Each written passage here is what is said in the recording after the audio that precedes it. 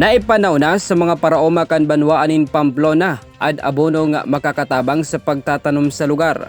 Sigon kay Mayor Boy Franco kan Pamplona, na itagama sa mga ini sa pagikan Department of Agriculture asin local government unit kan lugar ang pagtaw kana sambit na abono. Naglalaom ang alkalde nakadakol pang maabot na tabang gikan sa ahensya na posibleng mapakinabangan kan mga taga Pamplona.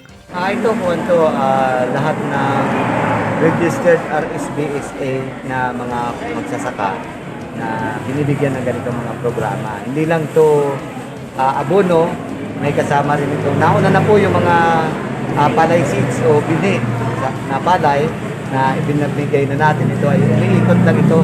At kasama rin partner natin dito ang Department of Agriculture.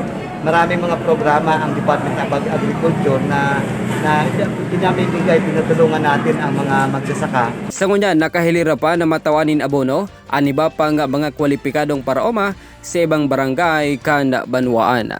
Yan ang dagdag na bareta gikan sa One Media TV48 naga Jerome Breeze para sa News Force Bicol.